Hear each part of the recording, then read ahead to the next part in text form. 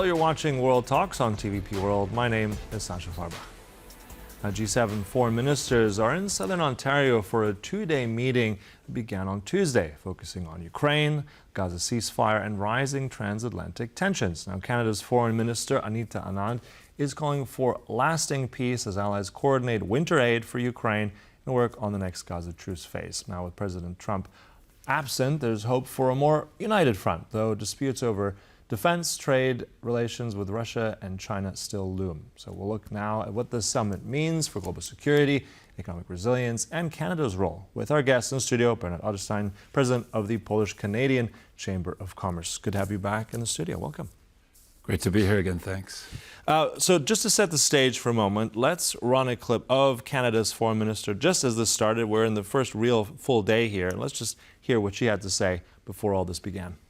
What we are doing around this table at the G7 foreign ministers meeting is to say, looking forward, especially as Ukraine moves into the winter months, what can we do to support not only Ukraine, not only the people of Ukraine, but also the energy infrastructure, as well as the food supply, and then longer term on the reconstruction and infrastructure needs that Ukraine will have. So this is a very focused conversation on the immediate term without forgetting what needs to be done in the longer term for Ukraine as well as for democracy writ large.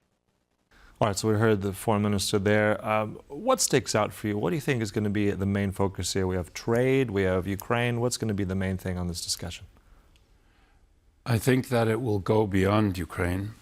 Ukraine is obviously of major concern to everyone. But the general focus, or let's say the premise of the meetings, is to work multilaterally on various issues. And I think that's really what it's all about here. Mm-hmm. And also looking, I mean, this is on a foreign ministerial level. We also have the EU's High Representative, Kaja Kallas, there. Looking at what can really be discussed, how tangible and actionable are these things going to be? Because, I mean, we have the Leader Summit, that's next year in France. So is this setting the stage for that? I mean, what's the most critical thing coming out of this? I think there are so many issues right now in the world, from security issues to energy security. I mean, military security, energy security, all kinds of wars and peace initiatives, and of course all the critical minerals and these issues that are coming to the forefront. And I think that they need to be addressed on an ongoing basis. Now, the foreign ministers of the countries are very high-ranking ministers, and I think that their meeting in this multilateral context is very, very important and useful. June is a long way away, and Canada's leadership of the G7 has been faced with a lot of challenges, and I think that now, you know, in 50 days France will take over the G7, and as the world turns, we need to work on these issues and not forget about them until sometime next year. You're saying like the next Leaders Summit is some time away. What's not far away is winter, which is approaching in Ukraine. The UK has already committed and pledged £13 million to restore Ukraine's energy infrastructure.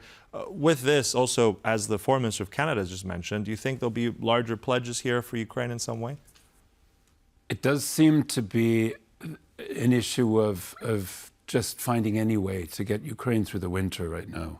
And Canada also has pledged another 10 million of its 70 million Ukraine Energy Fund. And I think that, or part of the Ukraine Energy Fund, the UK is putting some more in. I think other countries will contribute as well. And the issue will be somehow to repair and fix the system to get it through the winter while it's being attacked. And that's not an easy challenge.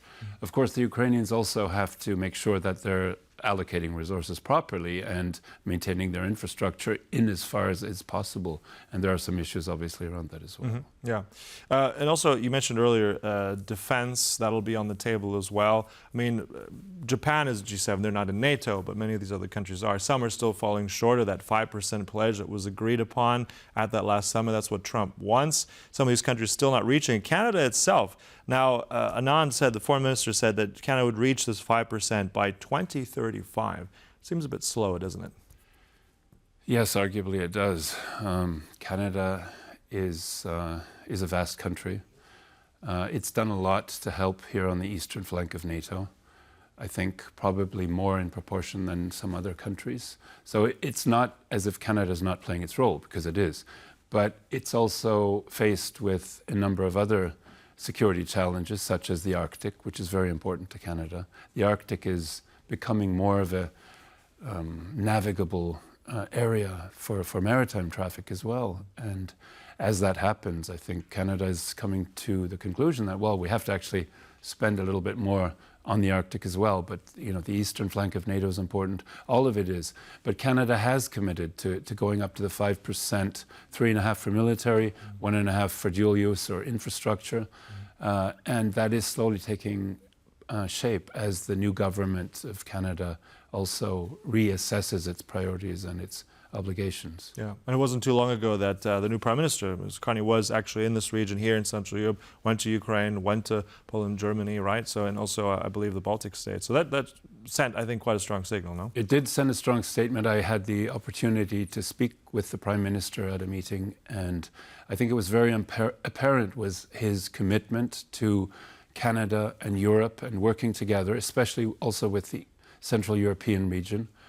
The eastern flank of NATO. I think that was very apparent. It's a high priority for Canada to, develop the strategic relationship that we enjoy together. Mm-hmm. Yeah, and that's also that's a trade relationship, that's energy, that's security. But speaking of trade, I mean, recently we've had, well, Canada's not the only country that's been in a very topsy-turvy situation in terms of the United States. Obviously, this is a ministerial meeting on foreign minister level. Marco Rubio himself is not necessarily directly involved with trade, but do you see any kind of, let's say, breakthroughs? Will trade, tariffs be discussed at this meeting?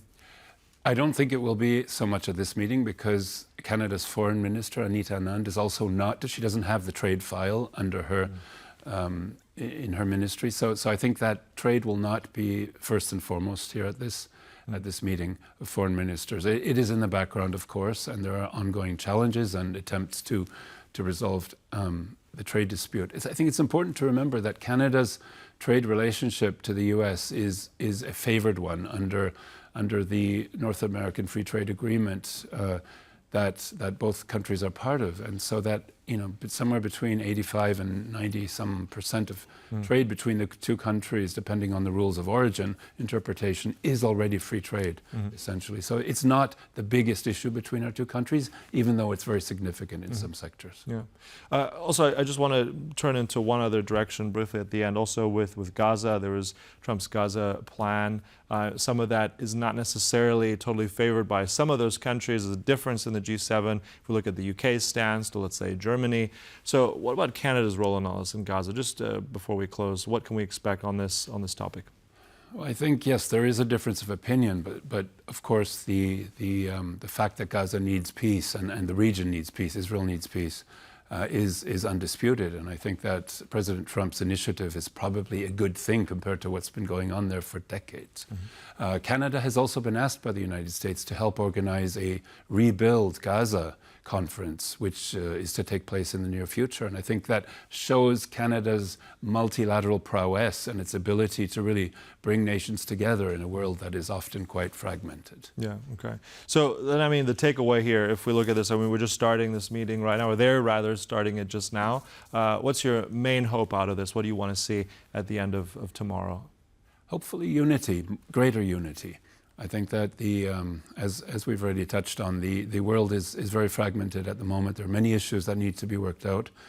And in the sense that the G7 plus the other 8 leaders that are there, at least from other aligned countries, can discuss things, burning issues, and try to come to greater unity in terms of what's going on in the hotspots that we also mentioned. Obviously, there are many issues to be worked out with respect to increasing peace, with respect to energy and kinetic security and all that. So I would hope that the meeting can bring us a few good steps forward in resolving those issues. Yeah. As you said, as the G7 leadership passes over then to France in a little while, I mean, nevertheless, Canada will still play rather a large role in defense, in this region in particular. Right? We always have to draw it out that they are very much present here in Poland and the Central Eastern European region. So we'll see more of that. Look, we'll close it there. Bernhard Otterstein, always a pleasure to have you in the studio. Thank you so much. Likewise, thank you. And thank you for watching. That concludes World Talks here on TVP World, but there's much more coming up, so don't go away.